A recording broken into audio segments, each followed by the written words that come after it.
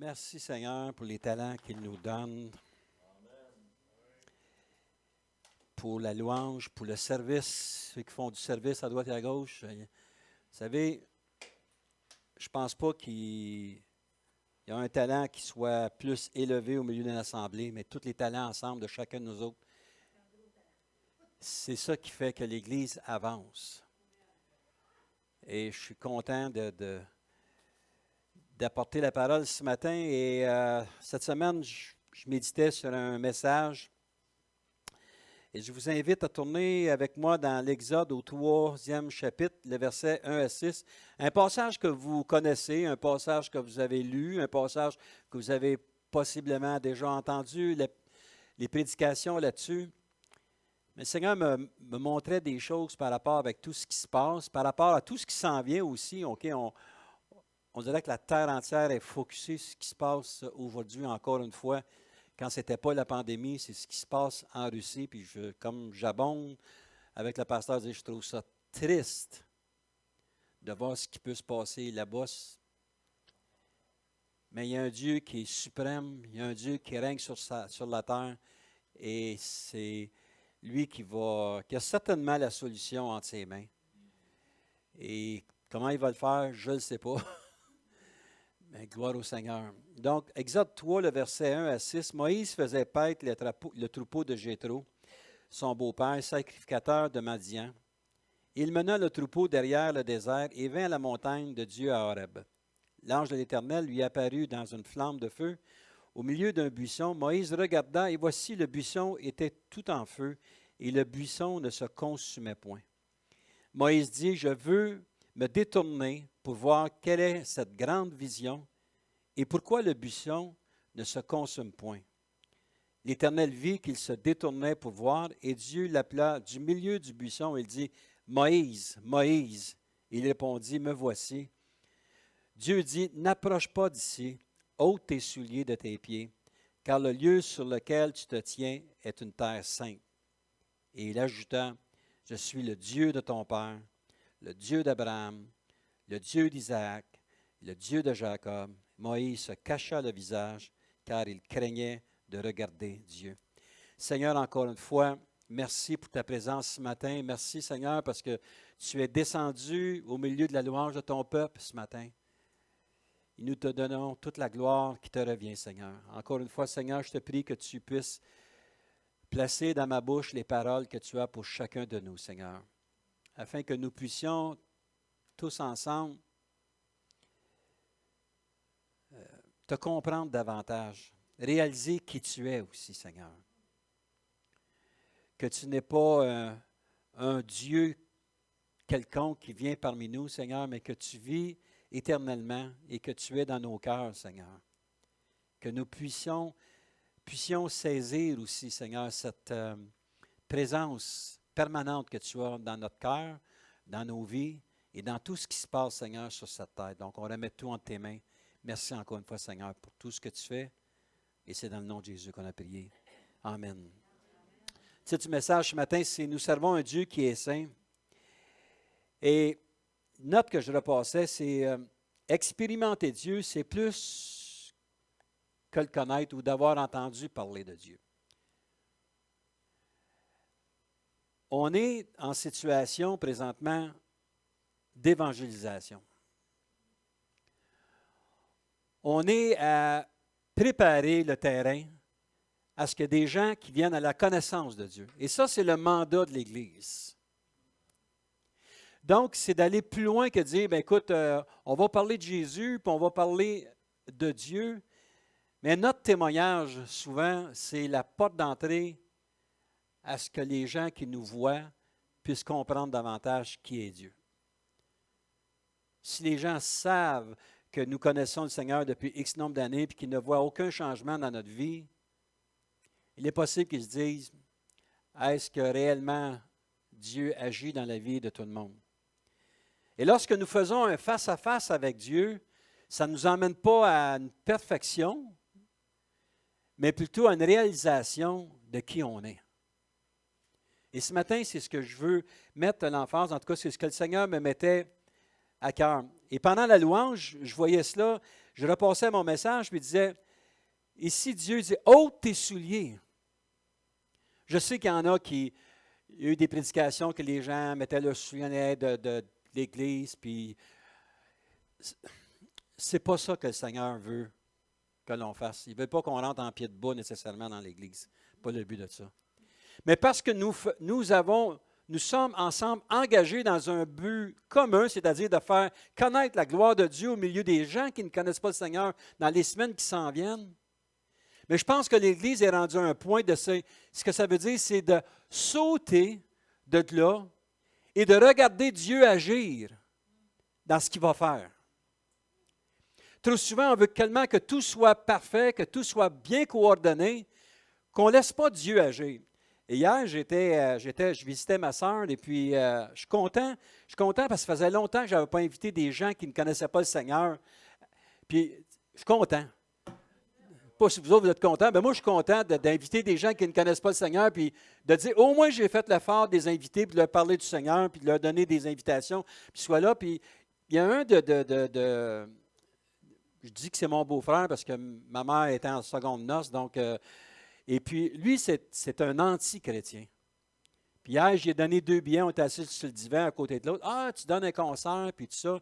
Puis quand je suis parti hier soir, à 8h moins quart, on était à Granby, et puis il me dit, de toute façon, ils ont se revoir dans 2 semaines. Tu sais, puis je revenais avec Diane, j'ai dit, le Seigneur est en train de faire des grandes choses. Donc, on s'aime. Mais il y a un temps, hein? Ôte tes souliers de tes pieds. Laisse donc Dieu agir dans la semence que tu as mis, afin que Dieu puisse toucher profondément. Je sais qu'il y en a d'autres qui ont invité de leur famille. Puis j'espère que vous n'avez invité. Sentez-vous pas mal à l'aise si vous n'avez pas invité personne, mais je veux dire que c'est le temps. C'est le temps de voir la gloire de Dieu éclater. Moi, je suis convaincu que le Seigneur veut faire éclater sa gloire. Je ne sais pas comment il va le faire. Je vais vous dire sincèrement, on continue à se préparer. Je ne sais pas comment ça va se passer parce que c'est une première, mais je sais une chose. Je vais enlever mes souliers de mes pieds dans le sens que je vais laisser Dieu agir. De garder mon camp et de regarder comment est-ce que le Seigneur va agir, puis de suivre, même à travers des choses qu'on a déjà préparées, comment Dieu, lui, veut que ça se passe, afin que les gens soient touchés. Tous ceux et celles qui font un face-à-face avec Dieu voient leur vie affectée. Et moi, si je me rapporte en 1985, quand j'ai fait un face-à-face avec Dieu en janvier 1985, ma vie a changé. Et je veux vous dire que ma vie n'a pas fini de changer. Vous n'allez pas vous penser que le pasteur Lapointe, il pense rendu à une place. Non, tous ceux qui m'écoutent, faites-vous-en pas, je suis loin d'être rendu là, je suis encore à la même place que vous autres, en progression de. Mais ma vie a été impactée de la présence de Dieu. Puis je le remercie, Seigneur, qui nous donne, à notre église de jeunesse ici que nous avons, la force encore de continuer à faire du ministère. Parce que notre moyenne d'âge n'est pas de 30 ans, n'est pas de 40 ans, n'est pas de 50 ans. Assis-tu dans les 60 ans, praise the Lord, on est toujours là, puis on continue à voir le Seigneur agir. Des gens qui sont impactés par la présence de Dieu font une différence dans le monde. Et je suis convaincu que le Seigneur va débuter quelque chose de grand. Donc, nos ancêtres ont pu voir et ressentir ce qu'était la présence de Dieu. Ici, on voit dans notre texte que Moïse est appelé par Dieu. C'était sa première rencontre avec Dieu. Après ça, il a rencontré Dieu au mont Sinaï. Mais ici, Moïse est invité par Dieu à venir le rencontrer. Et humainement parlant, lorsqu'on vient au Seigneur, lorsqu'on connaît le Seigneur dans les premières semaines, dans les premiers mois, dans les premières années, je dirais, le Seigneur fait ça, le Seigneur accomplit telle et telle chose. Et Moïse était à son état apprentissage. Il faut comprendre que Moïse avait été 40 ans avec Pharaon, 40 ans dans le désert, puis après ça, 40 ans à vouloir faire du ministère à travers son peuple et sortir de là. Donc, on voit que Dieu avait des séquences de 40 ans pour Moïse. Ben, nous autres, nos séquences ne sont peut-être pas de 40 ans, mais il y a des séquences de 5 ans, 10 ans, 15 ans, 20 ans, 30 ans même. Et peut-être qu'on arrive à la fin d'une séquence afin que nous puissions voir Dieu agir au milieu de nous. Dans les semaines passées, je parlais du livre de Néhémie. Donc, Néhémie 9 et le verset le verset 7. Je vais vous lire un petit bout de ce que Néhémie s'est rappelé ou a rappelé au peuple de Dieu. Vous êtes souvenu quand nous avons parlé que Néhémie, ce qu'il a fait, c'est que Néhémie et Esdras ont ramené la parole de Dieu. C'est-à-dire, premièrement, là, on va se rassembler et on va écouter ce que Dieu a à nous dire. Ensuite de ça, vous vous souvenez, j'ai parlé aussi, c'est important de lire la parole de Dieu, c'est important l'obéissance à la parole de Dieu. Il y a 2 semaines passées, je vous ai parlé de l'importance aussi de la repentance, de regretter amèrement ce que nous avons fait. Mais ici, c'est comme un rappel au verset 7 de Néhémie 9. C'est toi, éternel Dieu, qui as choisi. Non, je vais aller un petit peu plus loin, verset 9. Tu vis l'affliction de nos pères en Égypte et tu as entendu leurs cris vers la mer Rouge. Là, on est dans le temps de Moïse. Tu opéras des miracles et des prodiges contre Pharaon, contre tous ses serviteurs et contre tout le peuple de son pays, parce que tu savais avec quelle méchanceté ils avaient traité nos pères, et tu fis paraître ta gloire, comme elle paraît aujourd'hui. Tu fendis la mer devant eux, et ils passèrent à sec au milieu de la mer. Mais tu précipitas dans l'abîme, comme une pierre au fond des eaux, ceux qui marchaient à leur poursuite. Tu les guidas le jour par une colonne de nuée et la nuit par une colonne de feu, qui les éclairait dans le chemin qu'ils avaient à suivre. Tu descendis sur la montagne de Sinaï, tu leur parlas. Donc, vous voyez ici dans Néhémie, il y a même différentes phases. Donc, Néhémie et Esdras, on voit que c'est des gens qui sont entrés profondément dans la parole, dans la Torah, si vous voulez bien, pour justement, qu'est-ce qui s'est passé avant? Et de ramener ces choses-là. Donc, tu descendis de la montagne de Sinaï, tu leur parlas du haut des cieux, et tu leur donnas des ordonnances justes, des lois de vérité, des préceptes et des commandements excellents. Tu leur fis connaître ton saint sabbat, et tu leur prescrivis par Moïse, ton serviteur, des commandements, des préceptes et une loi. Tu leur donnas du haut des cieux du pain, quand ils avaient faim, et tu fis sortir de l'eau du rocher quand ils avaient soif. Et tu leur dis d'entrer en possession du pays que tu leur avais juré de leur donner. Donc, on voit ici comment Néhémie tente de dire au peuple de se remémorer ce que Dieu a fait. Et je pense que dans les semaines qui s'en viennent, c'est le temps de se remémorer ce que Dieu a fait dans nos vies, à nous. J'étais en train de préparer mon témoignage pour le 11. Et puis, je peux parler pendant des heures de temps, donner des choses, mais ce que j'essaie de me remémorer, c'est où j'étais avant que je sois attiré par la présence de Dieu, du temps où j'avais été témoigné, comment Dieu a travaillé pendant cette année-là, où c'était une guerre spirituelle en dedans de moi, où je m'objectais à rencontrer Jésus de tout mon cœur, jusqu'à temps que Dieu, à un moment donné, a touché mon cœur, puis qu'il a saisi mon cœur, et celui de mon épouse, et celui de bien d'autres aussi à travers cela. Donc, voyez comment est-ce que c'est important de se rappeler. Tu sais, je vous parlais il y a quelques semaines, souvenez-vous en ce temps-là, lorsque vous étiez sans Christ. Et lorsqu'on se rappelle, lorsqu'on était sans Christ, ça nous aide à comprendre que les gens qui vont être là, les gens à qui nous parlons présentement, ils vivent la même situation. Et j'oserais même dire qu'il y a beaucoup de chrétiens qui ont besoin de revenir à cette source-là du Seigneur. Il y a beaucoup de gens qui se sont éloignés du Seigneur. Et ces gens-là ont besoin d'entendre ce que le Seigneur a pour eux. J.F. Parker, dans un de ses livres, je ne sais pas si vous connaissez cet auteur-là, moi je l'aime bien, ses livres, l'intérêt du chrétien a beaucoup changé car la majorité des gens, leur vie est axée vers le plaisir et la poursuite de buts qui peut enlever tout intérêt à développer notre intimité avec Dieu. Je connais des frères qui sont dans le Seigneur depuis le même nombre d'années que nous autres. Les intérêts qu'ils ont ne sont plus nécessairement attirés vers l'Église ou vers les choses de Dieu. J'entends plutôt des langages des gens qui disent, ben écoute, on a fait notre part, je pense que c'est le temps, pour le peu de temps qu'il nous reste, à profiter de ce qui reste. Je trouve ça triste. Réellement, je trouve ça réellement triste, ces choses-là. Frères et sœurs, ce n'est pas l'avenue à prendre. Comme nous disait l'auteur Parker, on n'a plus notre intérêt à développer notre intimité avec Dieu En fait, la sainteté n'est plus un but dans notre monde. Devenez davantage saint. Parce qu'on se croit arrivé dans une situation. Et lorsque Dieu a parlé à Moïse, il a dit, « Enlève tes souliers. »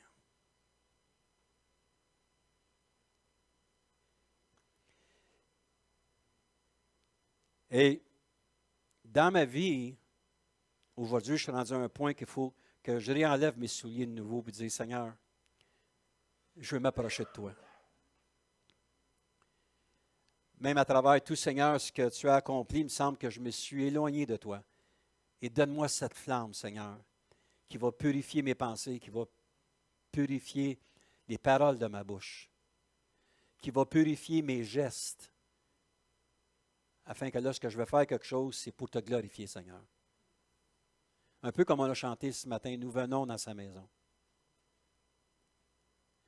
Est-ce que nous venons à l'église de Varennes ou nous venons dans sa maison ce matin? Beaucoup de gens mettent l'emphase sur la beauté du sanctuaire, je n'ai rien contre ça. Mais est-ce que nous réalisons que nous venons dans la maison de Dieu pour le rencontrer, pour le toucher? C'est le temps de revenir à la maison. Pour tous ceux et celles qui tentent à vouloir se refroidir dans leur démarche avec le Seigneur, c'est le temps de revenir à la maison. Il ne faudra pas se faire dire qu'on était tiède, mais de devenir bouillant. Et moi, le premier, j'essaie de ne pas vous dire, j'aurais donc aimé que ce soit le pasteur Pierre qui allait pêcher ça le matin. Il me semble que je ne suis pas, puis il dirait la même chose. Humainement parlant, là, il n'y a personne, je pense, qui peut prêcher la sainteté de Dieu. Parce qu'on est tous loin de cette sainteté-là. Un autre point aussi, c'est que Dieu, pour la majorité des gens, est perçu comme un vieil homme qui ne fait qu'à s'objecter à tout. On sait bien, il n'y a pas d'autre faire ci, il n'y a pas d'autre faire ça. Mais quand tu as pleinement, nous avons tout pleinement en lui, c'est quoi tu as besoin de plus? C'est quoi tu as besoin de plus? Lorsque le Seigneur remplit ta vie, c'est quoi tu as besoin d'espérer? J'essaie de ne pas dire qu'on ne peut pas avoir un goût d'avoir une maison, de s'acheter un auto, ou faire un voyage. C'est pas ça que je veux dire. Mais le vide qu'on a dans nous, lorsque nous enlevons nos souliers et que nous marchons vers Dieu, c'est-à-dire enlever ses souliers, c'est enlever que tout ce qui est charnel puisse s'éloigner de nous afin qu'on puisse entrer dans sa présence le plus parfaitement possible, afin qu'on soit tout oui à ce qu'il veut nous dire. Et souvent, il ne nous parle pas nécessairement, mais sa présence se fait ressentir, puis on est changé, puis on est transformé. Et c'est de cette façon-là qu'on vient de plus en plus saint, c'est-à-dire de plus en plus imbibé de la présence de Dieu. De plus en plus, comme le terme veut dire dans le grec,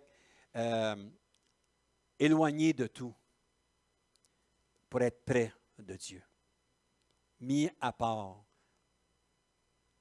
Et c'est ce que le Seigneur veut, qu'on soit mis à part. Donc, 3 points concernant l'expression de sa sainteté. Premièrement, rencontrer Dieu demande un changement dans notre langage. Au verset 2 de notre texte, ce matin, Exode 3, le verset 2. L'ange de l'Éternel lui apparut dans une flamme de feu au milieu d'un buisson. Moïse regarda et voici le buisson était tout en feu et le buisson ne se consumait point. Un changement de langage, c'est-à-dire de regarder Dieu agir avec le plus d'attention possible. Les temps que nous vivons, j'en ai parlé tantôt, je ne vais pas aller dans tous les détails de cela, c'est le temps d'être intentionné sur ce que Dieu veut faire. C'est le temps de voir la main de Dieu qui agit dans le monde entier, dans nos vies personnelles, dans nos églises au Québec ou un peu partout sur la terre. Dieu veut agir et Dieu a un plan, lui. Ça fait 2-3 ans qu'on attend de différents gouvernements. J'ai un plan. Le plan qui n'est jamais sorti. Mais je peux vous dire une chose, c'est que Dieu, lui, a un plan qui est vrai, qui est pour l'éternité. Et si on est intentionné, si on a là toute notre attention sur le Seigneur, on va être capable de découvrir quel est son plan. Un autre point aussi, c'est la présence de Dieu inspire la crainte. Au verset 3 et 4, Moïse dit, « Je veux me détourner pour voir quelle est cette grande vision. » Pas le feu, cette grande vision. Oui, il voyait que le buisson en pâteur, il s'est aperçu, ben oui, mais quelle sorte de vision? Qu'est-ce que Dieu veut me montrer par cela? Même le buisson ne se consume point. L'Éternel vit qu'il se détournait pour voir Dieu, pour le voir, et Dieu l'appela au milieu du buisson et dit, « Moïse, Moïse! » Il répondit, « Me voici. » La crainte de Dieu, ce n'est pas d'avoir peur de Dieu. La crainte de Dieu, c'est d'avoir peur de manquer ce que Dieu veut se manifester dans chacune de nos vies. Pas pareil, ça, là. Ah, Seigneur, je veux être un objet de louange et d'adoration, Seigneur, pour l'Église. Seigneur, je veux être un instrument pour cette soirée d'évangélisation, Seigneur. Seigneur, je veux être un instrument aussi sur mon lieu de travail ou peu importe les gens que l'on témoigne dans notre vie.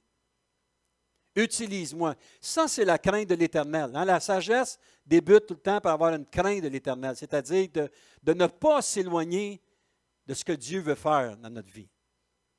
Dieu, pour plusieurs, je me souviens, lorsque j'étais dans mon ancienne religion, on était jeune, c'est comme si on faisait une faute, puis au coin de la maison, Dieu nous attendait avec un marteau, pouf, tu as fait une erreur. On allait se confesser pour enlever nos erreurs. Puis là, il fallait que tu dises comment de fois. M'en souvenais-tu d'un mois, tu y allais tous les mois, j'ai fait pendant trois fois dans ce mois-ci, puis la majorité du temps, même on mentait dans le confessionnal. Pas si j'avais déjà été dans le confessionnal, moi j'ai menti dans le confessionnal, 5 fois ci, 3 fois ça, 2 fois ça, puis on sortait de là, puis il me semble qu'on était libre, là tu disais, man, j'ai oublié ci, j'ai oublié ça, j'ai oublié ça. La crainte de l'Éternel, c'est que Seigneur, je me place devant ton feu ce matin, puis que je veux que tu me purifies, Seigneur. Que tu me les montres, les choses. Que tu me les montres, les choses. Montre-moi-les, Seigneur, mais donne-moi aussi comment faire pour m'éloigner de ces choses-là. On a tous besoin d'une délivrance. On a tous besoin d'être purifiés par lui. Un autre point aussi, c'est la présence de Dieu amène la révérence. Versets 5 et 6, Dieu dit, « N'approche pas d'ici, ôte tes souliers de tes pieds, car le lieu sur lequel tu te tiens est une terre sainte. » Et il ajouta, « Je suis le Dieu de ton père, le Dieu d'Abraham, le Dieu d'Isaac et le Dieu de Jacob. » Moïse se cacha le visage car il craignait de regarder Dieu. Moi, je pense que quand on entre réellement dans la présence de Dieu, lorsqu'on sent la présence de Dieu, comme réellement on l'a senti ce matin, la seule chose qu'on peut faire, c'est de baisser la tête et de dire, « Seigneur, me voici. » Je ne suis pas capable de te voir, Seigneur, face à face. C'est sûr que Dieu ne voulait pas se faire voir face à face par l'homme, parce que l'homme, on sait, comme la parole nous dit, l'homme sera mort. Mais il y a un jour, par exemple, où on va être capable d'avoir Dieu face à face, de marcher avec Jésus pour l'éternité. Le Seigneur veut que l'on puisse avoir cette consécration. Quelques versets de même que Exode 15 et le verset 11, prenez des notes. « Qui est comme toi? » Dans le livre de Samuel 2, le verset 2, « Nul n'est saint comme l'Éternel. » 1 Samuel 2, le verset 2. Le psaume 111, le verset 9, je vous donne des passages comme ça. « Son nom est saint et redoutable. » Deuxième point ce matin, la présence de Dieu aussi est le fruit de la pureté. 1 Jean 1, le verset 5, « Dieu est lumière et qu'il n'y a point en lui de ténèbres. » Dieu est lumière. Donc, lorsqu'on va devant Dieu, qu'on est en révérence devant Dieu et que Dieu nous montre nos imperfections, il est lumière, il nous le montre. Lorsque je travaillais dans le métal, plutôt dans le diamant, il y a plusieurs années, il nous avait montré comment lire la dureté d'un métal. Donc, il y avait un métal qui était vendu pas tellement cher parce que les gens disaient, bah, il ne coûte pas cher ce métal-là, il est imparfait. Mais ils ont trouvé une façon de prendre ce métal-là et de l'emmener dans une fournaise où le métal devenait rouge, jusqu'au point où il était pour commencer à fondre. Et là, avec des loupes, on était capable de voir tous les petits espaces d'air qu'il y avait là-dedans. Et après ça, il disait, tu prends ce tison rouge-là, qui est le métal, puis là, tu le mets dans un réfrigérateur qui était, je ne me souviens pas le nombre de degrés, qui était excessivement froid. Puis en l'espace de quelques minutes, le métal était devenu dur. Puis lorsqu'on regardait ce métal-là avec la même loupe, tous les espaces d'air qu'il y avait dans le métal étaient disparus. Et ce métal-là devenait un métal de grande qualité parce qu'il était durable. Mais le Seigneur, il veut nous amener aussi par son feu brûlant. Et lorsque le buisson qui était là, c'était certainement pour montrer l'impureté qu'il y avait dans la vie de Moïse. On le sait comment est-ce que Moïse, ça a été difficile même pour lui après. Même si c'était quelqu'un qui a dirigé, il a douté de Dieu. Ah, moi, je ne suis pas capable de parler à Pharaon. Il a fallu que Dieu y mette un associé avec lui pour parler.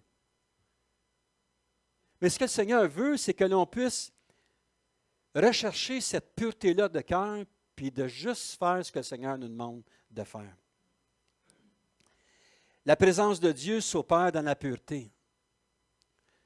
Tournez avec moi dans 1 Corinthiens 11. Je ne sais pas si je vous l'ai mis, ce passage-là. Non, hein?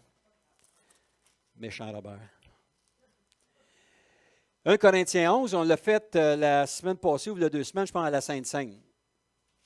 Le verset 17. Donc, le repas du Seigneur. En donnant cet avertissement, ce que je ne loue point, c'est que vous vous assemblez non pour devenir meilleur, mais pour devenir pire. Et d'abord, j'apprends que lorsque vous vous réunissez en assemblée, il y a parmi vous des divisions.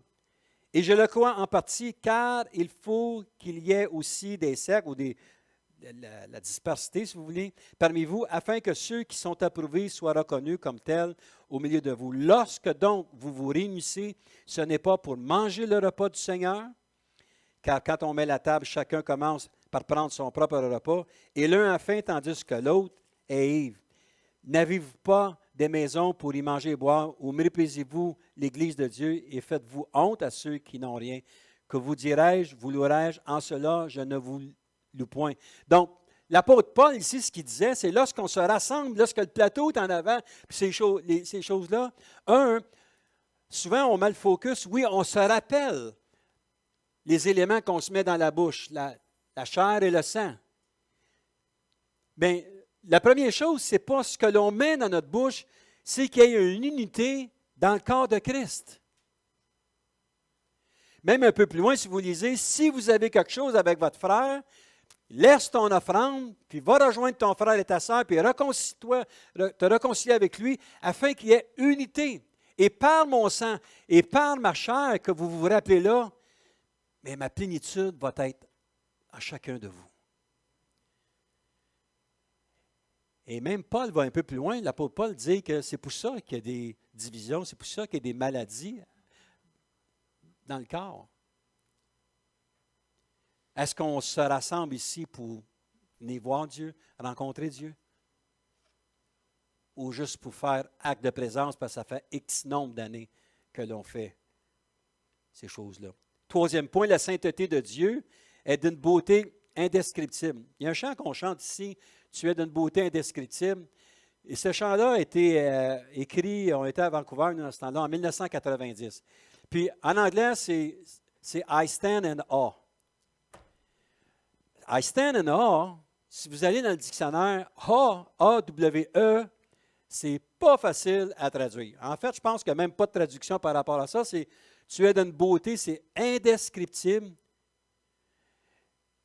Et lorsque j'ai entendu ce chant-là, moi, j'ai été touché par ce chant-là. Et c'est à partir de ce moment-là que j'ai commencé à faire une adaptation française le plus précis possible. Mais lorsqu'on est dans la présence de Dieu, on est bouche bée. On ne sait pas quoi dire. On ne sait pas quoi faire. On ne sait même pas comment agir. Mais on a juste à laisser la présence de Dieu nous envahir. Et lui, parce qu'on a cette liberté à le laisser entrer dans notre vie, il va nous changer, il va nous transformer. On enlève nos souliers. On enlève notre côté humain pour entrer dans sa présence. Le psaume 119, le verset 161, « Mon cœur ne tremble qu'à tes paroles. » Qu'à tes paroles. Psaume 33, verset 8, « Toute la terre craigne l'Éternel. » Même le fruit de l'Esprit dans Galates 5, 22 est une description de la bonté de Dieu, de la beauté de Dieu. Lorsqu'il a donné ce fruit accessible à tous ses enfants, c'est une description de qui il est. De toute pureté, l'amour, la joie. Vous les connaissez, les fruits de l'Esprit. Comment est-ce que le Seigneur veut que l'on puisse prendre cela et les mettre en application dans notre vie? Parce que lorsqu'on les met en application, c'est une preuve que Dieu vit en dedans de nous. On a besoin de cela. On a besoin dans les derniers temps que l'Église revienne à la base, que l'on puisse témoigner, que l'on puisse dire aux gens, qu'à dire à ceux qui ne viennent plus à l'Église pour toutes sortes de raisons. Hey, peut-être parce que tu as mis trop tes yeux sur l'Église. Viens avec nous, puis mettons nos yeux sur le Seigneur. Ça change la dynamique d'une Église. Puis moi, je crois encore que le Seigneur peut faire une grande œuvre à Varennes. Si son peuple, si nous autres, la base de l'Église, ceux qui sont à la maison aussi, qui ne peuvent pas venir à cause de la température, mais si on s'unit ensemble, dans un même esprit, je peux vous garantir que Dieu va bénir son œuvre. Au-delà de même ce qu'on peut s'imaginer. Au-delà peut-être même du nombre de chaises qu'il y a dans le sanctuaire présentement. Mais même si on voit quelque chose qui commence à se passer, l'erreur souvent qu'on fait, c'est qu'on regarde au succès. Puis on enlève nos yeux sur qui est Dieu réellement. Et le succès, vous savez quelque chose, ça peut s'effriter. Mais la présence de Dieu dans notre vie, c'est quelque chose qui vient solidifier notre démarche avec Dieu. Quatrième point, la sainteté de Dieu amène une séparation. Donc, je disais tantôt, le mot saint, dans le grec, c'est être mis à part. Mis à part ne veut pas dire vivre comme un sédentaire séparé de tout. Ah, moi, je ne vais plus à l'église, moi, je ne fais plus telle et telle chose. Que c'est que ça me donne? De toute façon, je rencontre mon Dieu. Oui, j'espère que tu rencontres ton Dieu pareil chez vous, j'espère. Mais ce n'est pas comme ça que le Seigneur nous a demandé de vivre. De venir bénir les autres qui sont là. D'être ensemble, en unité, et de voir la gloire de Dieu éclater au milieu de nous. Si ça fait un temps que vous êtes éloigné de l'Église, puis si vous ne planifiez même pas de venir à l'Église, je vous encourage fortement à reviser vos choix. Revisez vos choix. Parce que si vous aspirez à aller au ciel pour l'éternité avec le Seigneur, vous allez vous apercevoir que vous ne serez pas sédentaire en haut. Il va y en avoir du monde là. Donc, l'Église sur la terre doit être au moins un reflet de ce qui va se vivre pour l'éternité. Loin de la perfection, mais un reflet. D'avoir du plaisir de se rencontrer ensemble. De se taquiner ensemble. Alléluia, qu'est-ce que le Seigneur a fait? Ah, toi, ça va mal, je vais prier pour toi. L'achève, là, les passeports, là, ça achève, là. Hein? Il n'y en a plus, là. Tu avais de commencer à imposer les mains ici. Hein? Man. Vacciné 45 fois, moi, là, il n'y a pas de problème. Je suis dans la potion magique. Il n'y a plus de trouble avec ça. On va prier pour les besoins des gens, afin que les gens soient touchés. Donc, des gens qui ont vécu la sainteté de Dieu, ben, on a vu Moïse, on a vu Job aussi. Ah, Job qui a expérimenté Dieu, que ses amis voulaient tout simplement dire, voyons donc, Job, pourquoi tu t'obstines à suivre ton Dieu? Tu sais, c'est des bons amis, là. Laisse-les donc, ton Dieu, voyons donc. Job, dans sa grande frustration de ce qu'il va se vivre, il ne devait certainement pas être plein d'amour. Dans ce moment-là, il vivait des temps difficiles. Parce qu'au début, ça nous dit que c'était un homme qui était honnête, quelqu'un qui aimait son Dieu, quelqu'un qui payait sa dîme, quelqu'un qui était impliqué dans le corps de Christ. Il était capable de dire, j'avais entendu parler de Dieu, mais maintenant mes yeux l'ont vu. Combien de gens sont venus à l'Église toute leur vie et n'ont jamais vu Dieu? Voir Dieu. Importance. Isaïe 6, versets 5 et 7, vous vous souvenez, il est appelé comme prophète. Il dit, je suis un impur. Seigneur, ça n'a pas de sens. Tu me demandes d'aller devant ton peuple et de proclamer ta parole. Je suis un impur. Il dit, bouge pas, Isaïe, on va s'occuper de toi. Il a envoyé un petit tison vers lui. Il l'a touché. Il a purifié ses lèvres. Et à partir de ce moment-là, lorsqu'il a rencontré Dieu face à face, il est devenu un grand prophète de Dieu. Et ça peut être Jacques, ça peut être Pierre, ça peut être Micheline, ça peut être Daniel Le, ça peut être Florence, ça peut être Bertrand. Ça peut être tout le monde. Il peut détacher un tison de pureté, venir toucher tes lèvres, puis t'utiliser pour sa gloire, peu importe ton handicap. C'est ce que le Seigneur veut faire. Paul, sur la route de Damas, la même chose. Paul, c'était un fougueux. Il était prêt, lui, à relever tous les combats. Lui. Il dit, Paul, tu es très fougueux. On va te mettre aveugle pour un bout de temps. Pour que tu ne vois rien, mais que tu entendes ce que je veux te dire.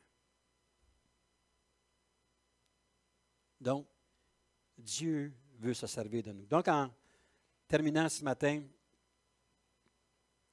celui qui voit Dieu et qui saisit la sainteté de Dieu, on va réellement voir qui nous sommes.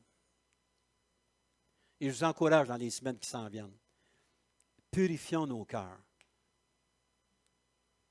Demandons au Seigneur, Seigneur, purifie mon cœur. Je veux arriver, Seigneur, dans dimanche prochain. Je vais arriver, Seigneur, au concert. Je vais arriver même après le concert, Seigneur. Je veux être différent de ce que je suis maintenant. J'ai besoin d'être changé. J'ai besoin d'être transformé. Nous allons comprendre le but de la croix aussi. Oui, on va parler que quelqu'un qui est mort sur une croix il y a 2000 ans passés. Mais ça avait un but. Je trouve ça triste que même dans beaucoup d'assemblées aujourd'hui, tu ne prononces pas le mot croix, tu ne prononces pas le mot sang. Ça l'éloigne les gens. Ça fait peur au monde. Je trouve ça triste.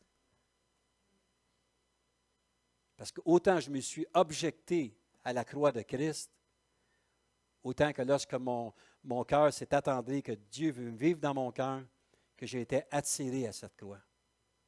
Ça fait 30 quelques années, quand je continue encore, comme je vous dis, j'ai toujours besoin de cette croix-là. Puis merci Seigneur pour la croix. Merci Seigneur aussi pour ta résurrection. Qu'on ne sait pas un Dieu qui est encore sur une croix, mais un Dieu qui est vivant, qui vient nous rencontrer, qui vient nous toucher, peu importe ce qu'on est rendu dans notre vie. Si on saisit la sainteté de Dieu, nous allons saisir l'importance de l'adoration. Un matin, là, en avant, là, assis là, c'était de toute beauté d'entendre les gens qui chantaient ce matin. Je vous dis, ça avait l'air d'une chorale. Là. Même je pensais, je dis, man, il y a beaucoup plus de monde que je pensais à l'église ce matin. Ouais, c'est parce qu'on devait être un en esprit. Mais on pouvait sentir la louange de Dieu. Imaginez-vous si on doublerait, triplerait, quadruplerait le monde, qu'on rentre dans la louange.